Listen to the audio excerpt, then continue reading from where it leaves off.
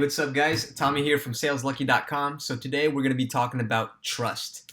All right, I know it sounds like a bit of a deep topic, and honestly, it's not something that's talked about a lot in sales, but this is absolutely one of the most important things. Um, and I think, having been in sales environments, it's one of the things where it can absolutely undermine and sabotage a salesperson's work and efforts when they're not aware of this aspect, okay, of trust. So how important is trust in sales? I like to say that trust is the currency of all transactions. For transactions to be made, there has to be some sort of trust. Um, and the reason for this is because, when we trust somebody, we listen to their recommendations, we listen to what they have to say, right? Would you buy something, or would you listen to an important, life-changing recommendation from somebody that you didn't trust? Probably not, right? But if that was a person that you trusted greatly, would there be a greater likelihood of you listening to their recommendations? Probably so, right? So, and the reason why this is so important in sales is because I think there's this image of the gregarious or like pushy, slimy salesperson that you've seen in Hollywood movies, that just lies out of their mouth to get deals, right? That might work in a situation where you're just talking to your customer once and never having to see them again. But in B2B sales, in business where you have to keep your customers, it's super important to build trust, because not only do you want to keep your customers to come back, but in B2B sales, there's typically longer sales cycles. So I've sold subscription services that on average take 9 months to sell. Now, why does it take 9 months? Well, part of it is because it takes that amount of time to build up the trust for these transactions to get done. Okay?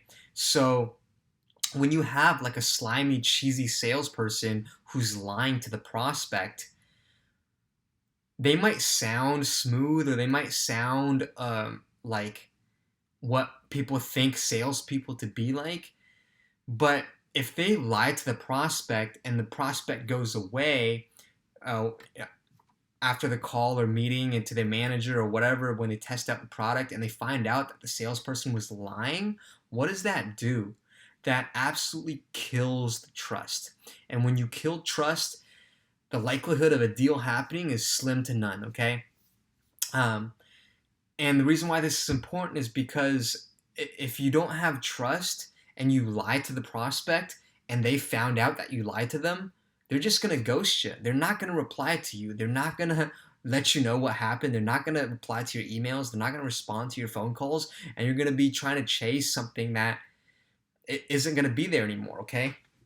So, um, now the question becomes, how do you build trust? And again, this is such a key aspect of sales, and is definitely the mark of what separates great salespeople from the mediocre, okay? It's the ability to build trust. How do you build trust? Well, number one is being real. Is, as cliche as it sounds, or as corny as it sounds, telling the truth, okay? You tell the truth to your prospects. Builds trust, because when you tell them how you're going to help them, and also how you're not able to help them with your product or service, and you're not just lying to them, it builds trust and credibility, and it paints you as a professional.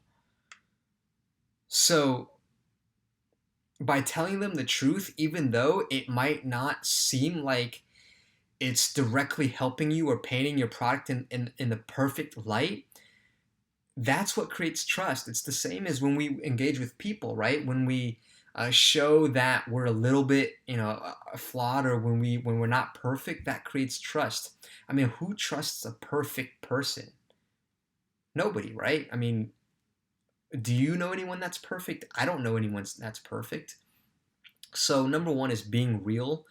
Number two is do what you say you're gonna do. If you tell your prospect you're gonna follow up with a document or a sample of a product after that call, do it. Follow up with that. If you tell them if you call them and they're busy at the moment and you ask them when you should call back and they tell you next Tuesday, call back next Tuesday. Do what you said you were going to do, because that is going to build trust over time, guys. This is so important. Do it, and do it right away, because not only are they gonna know that they matter to you, but and that you care about them. What that's saying is that you care about them, but also you're building trust because you're keeping your promises. I mean, how many times, whether it's when you're buying something, or a friend doesn't keep a promise, or maybe you don't keep a promise to yourself, or you're dating somebody and they lie to you. I mean, how much does that kill the trust, right? So be real, do what you're going to say you're going to do. And also, as you share insights about your product, about your service, what it can do for them, or you're sharing insights, teaching them things about the marketplace, about their role, about how other professionals are doing this, tell them the truth, because when they go away from that call and they go verify that information and they find out that it's true and that what you were teaching them or telling them was true, that's going to build trust and faith in you as the salesperson and for your company that you work for. If they find out that you're lying, again, they're just going to disappear and you're not going to hear from them again, okay? Any kind of shadiness or sketchiness or not being like honest or truthful is going to kill trust, is going to erode trust super fast. Guys, this is one of the most important things, is the ability to build trust, and all great salespeople have this ability.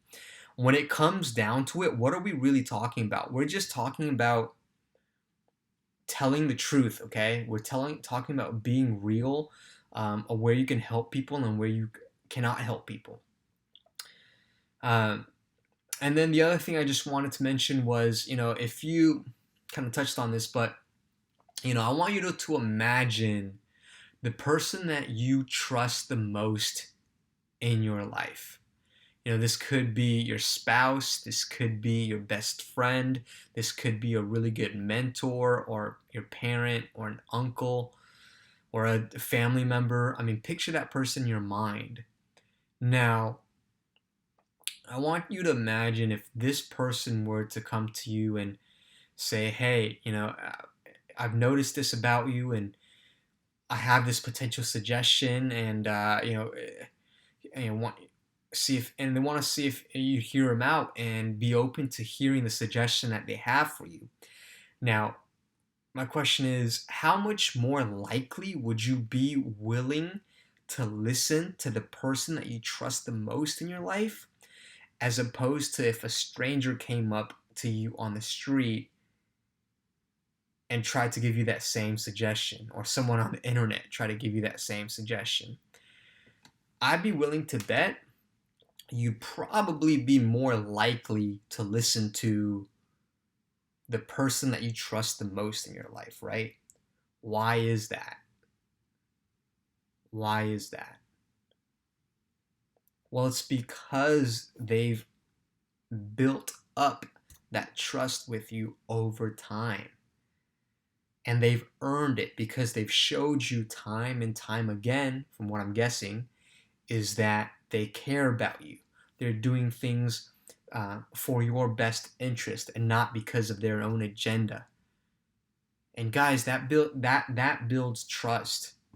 So just wanted to share this, make this video, and share this with you, because although it's not a sales tactic that's talked about, and certainly not discussed in a lot in the companies I've worked at, it is the underlying bloodline, it is the underlying life force of a great salesperson, okay? The ability to influence underneath that is the ability to build trust.